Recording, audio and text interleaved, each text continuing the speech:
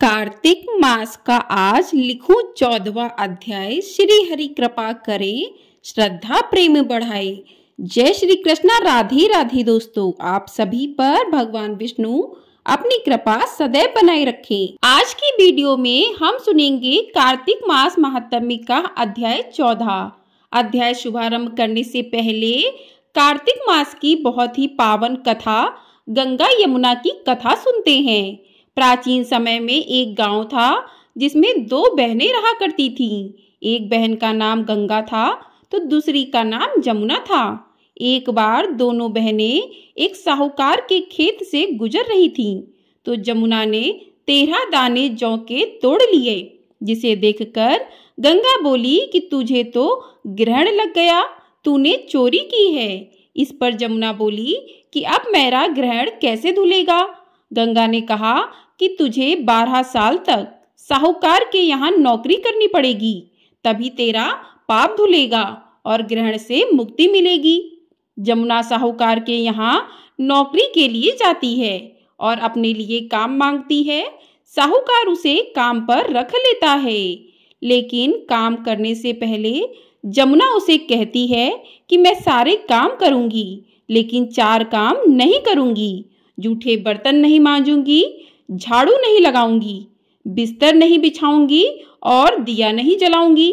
12 साल के बाद कुंभ का मेला लगा तो साहूकारनी भी कुंभ नहाने जाने लगी। जमुना ने उसे जाते देख कहा कि कुंभ के मेले में मेरी बहन गंगा मिलेगी तो उसे यह सोने का टका दे देना, इससे वह अपने हाथों में सुंदर चूड़ियां पहन लेगी।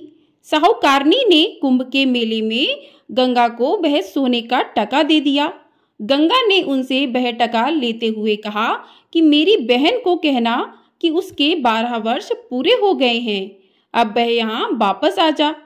साहूकार व साहूकारनी वापस घर आए तब जमुना मटके में पानी भर रही थी। दोनों जमुना से बोले, हमने सोने का वह टका तेरी बहन को दे दिया था और उसने कहा है कि तेरे 12 वर्ष पूरे हो गए हैं, इसलिए अब तुम वापस जाओ। यह समाचार सुनते ही जमुना सहस्त्र धारा में बदल गई और बहने लगी। जमुना जी का यह रूप देखकर साहूकार और साहूकारनी परेशान हो गए कि हमारे घर में जमुना माता ने काम किया, हमें तो अब ग्रहण लग गया है, हम ये ग्रहण कैसे उतारेंगे। जमुना भागकर गंगा माता के पास चली गई। गंगा ने जमुना से पूछा कि तुम साहूकार साहूकारनी से कुछ कहकर आई हो या ऐसे ही बिना बताए आ गई हो। तब जमुना बोली कि मैं तो कुछ भी बताकर नहीं आई हूँ। गंगा ने कहा कि जा उन्हें धीरज दया, नहीं तो उन्हें जीवन भर असंतोष ही रहेगा। गंगा के कहने पर जमुना माता ने साहूकार साहूकारनी को सपने में दर्शन दिए और कहा कि तुम दोनों उल्टे माथे क्यों पड़े हो, जाओ उठकर खाओ पियो। तब दोनों बोले कि हम कैसे उठें, हमें तो ग्रहण लगा है, क्योंकि हमने उल्टे सीधे और पता नहीं कितने नीच कार्य आपसे कराए हैं। तब जमुना जी बोली कि तुम्हें ग्रहण नहीं लगा है, ग्रहण तो मुझे लगा था कि मैंने तुम्हारे खेत से 13 दाने जौ के चुराए थे। मैं तो अपना ग्रहण उतारने तुम्हारे घर आई थी। मेरा ग्रहण तुम्हारे घर में 12 वर्ष तक रहने से उतर गया है और मेरी मुक्ति हो गई है। जमुना जी ने कहा कि तुम्हें कोई ग्रहण नहीं लगा है, उल्टे मेरे 12 वर्ष तक यहाँ रहने से तुम्हारी भी मुक्ति हो गई है। यह कहकर जमुना जी स्वप्न से चली गई। दोनों उठकर देखते हैं कि उनके घर में पहले से भी अधिक धन हो गया। हे जमुना माता, जैसे आपने साहूकार व साहूकारनी की मुक्ति कराई, वैसे ही आप अपने सभी भक्तों की मुक्ति कराना। जो इस कथा को पढ़े अथवा जो सुने सभी की मुक्ति कराना। बोलिए गंगा मैया की जय, बोलिए यमुना मैया की जय। आइए अब शुरू करते हैं आज का अध्याय। नारद जी कहने लगे, तब उसको इस प्रकार धर्म पूर्वक राज्य करते हुए देख देवता क्षुब्ध हो गए। उन्होंने देवादिदेव शंकर का मन में स्मरण करना आरंभ किया। तब भक्तों की कामना पूर्ण करने वाले शंकर ने नारद जी को बुलाकर देव कार्य की इच्छा से उनको वहां भेजा। शंभु भक्त नारद शिव की आज्ञा से देवपुरी में गए। इंद्रादिक सभी देवता व्याकुल हो शीघ्रता से उठ नारद जी को उत्कंठा भरी दृष्टि से देखने लगे। अपने सब दुखों को कहकर उन्हें नष्ट करने की प्रार्थना की। तब नारद जी ने कहा कि मैं सब कुछ जानता हूँ, इसलिए अब मैं दैत्यराज जलंधर के पास जा रहा हूँ। ऐसा कहकर नारद जी देवताओं को आश्वासित कर जलंधर की सभा में आए। जलंधर ने नारद जी के चरणों की पूजा कर हंसते हुए कहा, हे ब्राह्मण, कहिए आप कहाँ से आ रहे हो, यहाँ कैसे आए हैं? मेरे योग्य जो सेवा हो उसकी आज्ञा दीजिए। नारद जी प्रसन्न होकर बोले, हे महाबुद्धिमान जलंधर, तुम धन्य हो। मैं स्वेच्छा से कैलाश पर्वत पर गया था, जहाँ 10,000 योजनों में कल्प वृक्ष का वन था। वहाँ मैंने सैकड़ों कामधेनुओं को विचरते हुए देखा तथा यह भी देखा कि वह चिंतामणि से प्रकाशित परम दिव्य, अद्भुत और सब कुछ स्वर्णमय है। मैंने वहाँ पार्वती के साथ स्थित शंकर जी को भी देखा, जो सर्वांग सुंदर, गौरवर्ण, त्रिनेत्र और मस्तक पर चंद्रमा धारण किए हुए हैं। उन्हें देखकर मुझे बड़ा आश्चर्य हुआ कि इनके समान समृद्धिशाली त्रिलोकी में कोई है या नहीं। हे दैत्येंद्र, उसी समय मुझे तुम्हारी समृद्धि का स्मरण हो आया और उसे देखने की इच्छा से ही मैं तुम्हारे पास चला आया हूँ। यह सुनकर जलंधर को बड़ा हर्ष हुआ। उसने नारद जी को अपनी सब समृद्धि दिखला दी। उसे देख नारद जी ने जलंधर की बड़ी प्रशंसा की और कहा कि निश्चय ही तुम त्रिलोकपति होने के योग्य हो। ब्रह्मा जी का हंस युक्त विमान तुम ले आए हो और भूलोक, पाताल और पृथ्वी पर जितने भी रत्नादि हैं सब तुम्हारे ही तो हैं। ऐरावत, उच्चश्रवा घोड़ा, कल्प वृक्ष, कुबेर की निधि भी तुम्हारे पास है। मणियों और रत्नों के ढेर भी तुम्हारे पास लगे हुए हैं। इससे मैं बड़ा प्रसन्न हूँ, परंतु तुम्हारे पास कोई स्त्री रत्न नहीं है। उसके बिना तुम्हारा यह सब फीका है। तुम किसी स्त्री रत्न को ग्रहण करो। नारद जी के ऐसे वचन सुनकर दैत्यराज काम से व्याकुल हो गया। उसने नारद जी को प्रणाम कर पूछा कि ऐसी स्त्री कहाँ मिलेगी जो सब रत्नों में श्रेष्ठ हो। नारद जी ने कहा, ऐसा रत्न तो कैलाश पर्वत में योगी शंकर के ही पास है। उनकी सर्वांग सुंदरी पत्नी देवी पार्वती बहुत ही मनोहर है। उनके समान सुंदरी मैं किसी को नहीं देखता। उनके उस रत्न की उपमा तीनों लोकों में कहीं भी नहीं है। देवर्षि उस दैत्य से ऐसा कहकर देव कार्य करने की इच्छा से आकाश मार्ग से चले गए। इसी प्रकार से आज का अध्याय समाप्त होता है। बोलिए भगवान विष्णु की जय। आइए अब सुनते हैं श्री तुलसी चालीसा। जय जय तुलसी भगवती सत्यवती सुखदानी, नमो नमो हरि प्रेसी श्री वृंदा गुणखानी। श्री हरि शीस विरजनी देहु अमर वर जनहित में वृंदावनी, अब ना करो विलम्ब।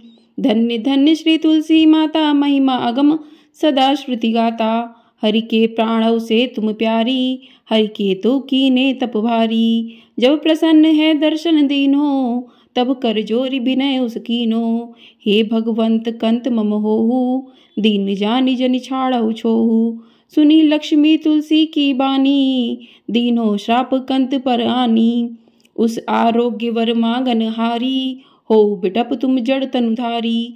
सुनि तुलसी ही श्रप्यो ते ठामा, करौ वास तू नीचत धामा।